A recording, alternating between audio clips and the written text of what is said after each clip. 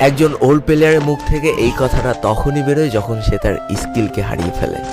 যেই পুরানো প্লেয়ারের গেম প্লেটা দেখে আজ তোমরা হাসছো, এমন একটা সময় ছিল যাকে কাস্টম খেলার জন্য সর্বপ্রথম হায়ার করে নিয়ে যাওয়া হতো।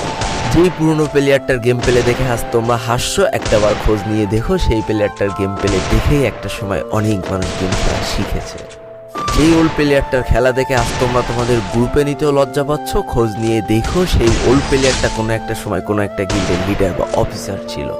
যেই ওল্ড প্লেয়ারটা আজ তোমাদের রিভাইভ দিতে যেতে ভয় পাচ্ছে, মনে রেখো একটা সময় ছিল যখন এই প্লেয়ারটাই পুরো মাঠ একা ফাঁকা করে বুয়া নিয়ে আসতো।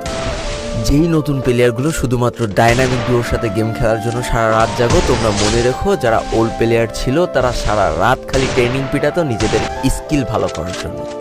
আমি জানি আজকের দিনের যারা অন ট্যাপ মারা প্লেয়ার তারা কখনোই ফিল করতে পারবে না যে বসে জুম করে উঠে হেডশট মারার মজাটা আসলে কি ছিল। আমি জানি যেসব ওল্ড প্লেয়াররা এই গেমের থেকে হারিয়ে গিয়েছে তারা এই গেমটাকে আজও ভালোবাসে।